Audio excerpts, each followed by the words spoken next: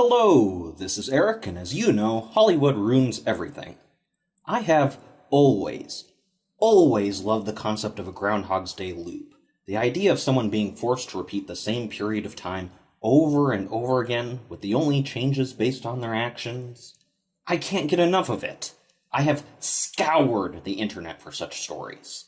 It's because of how the limited environment can only change on the character's decisions. They can start a hedonistic lifestyle, they can try to be the best person they can be, they can devote themselves to one particular goal until they finally accomplish it, or they can simply fall into despair. Any single loop of time can be wildly different depending on what one chooses to do.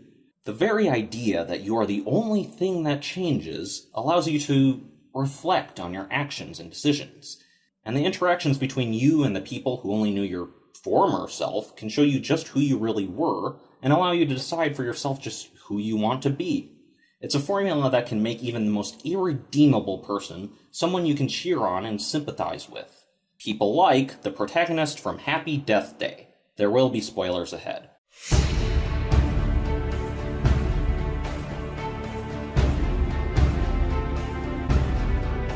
Teresa, nicknamed Tree, is not really a nice person. She's a college fraternity girl who makes harsh judgments of others, dismisses kindness for the sake of image, and parties hard.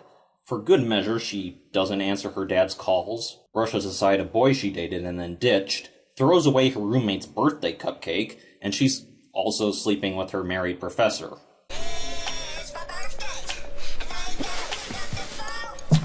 Yeah, and it's her birthday. Thus the title, Happy Death Day. For you see, at the end of the day, someone dressed in a cloak and mascot mask kills her, and she wakes back up at the beginning of the same day. Happy Death Day! Given she has no idea what's going on, she goes through the same day, mostly the same way. She changes her walking route to avoid where she was killed before, and ends up at a surprise birthday party where the killer tracks her down and kills her again. And she winds up at the beginning of the same day again. This pattern happens one more time, with her being really paranoid this time around, before she starts off the loop by screaming. Now, at the start of every loop, she wakes up in the dorm room of an honestly nice guy named Carter, who had brought her there to sleep safely when she'd become blackout drunk the night before. Given that he's only shown her kindness, she latches onto him after a major panic attack, and she explains what's going on. While he doesn't necessarily believe her, he does at least humor her, and they try to narrow down who the killer might be. Well, who would want to kill her? The problem is that with her being not really a nice person, that's basically everyone. Poor girl. Carter has a potential solution, though. She has an infinite number of lives. She can spend each one checking on potential suspects to see if they're the killer. While it will suck for her, she can try to solve her own murder with a brute force solution. You know, like typing every possible password combination to find someone's password. Except dying every time you get it wrong.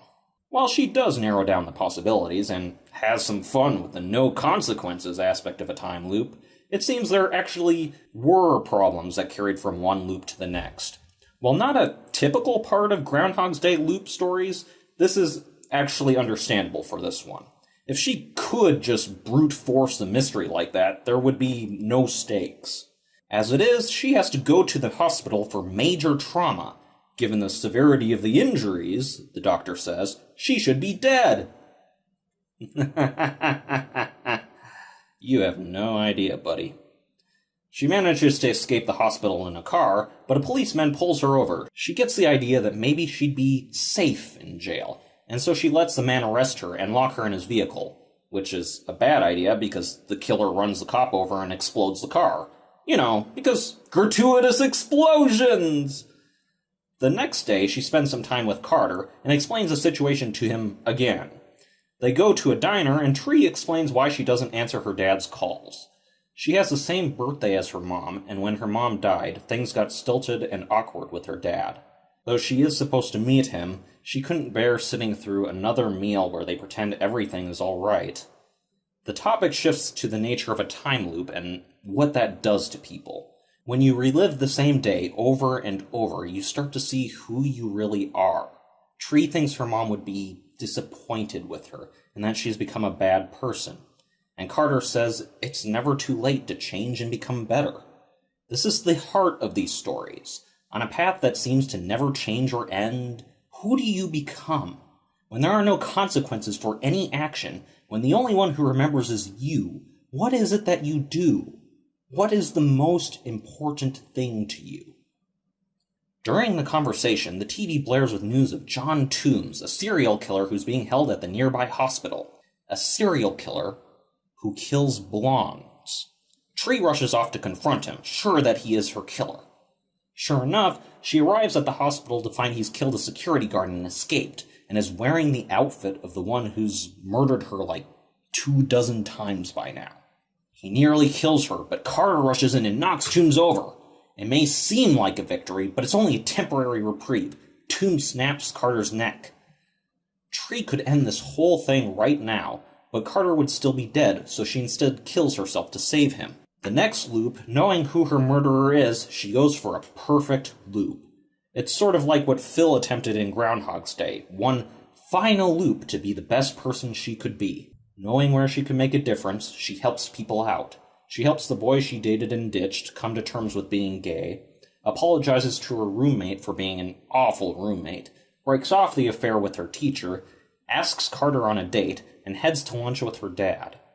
The scene where she reconciles with her dad is very heartwarming. They make up, and for the first time, they can try to work through the grief and pain together. It's such a wonderful thing to see.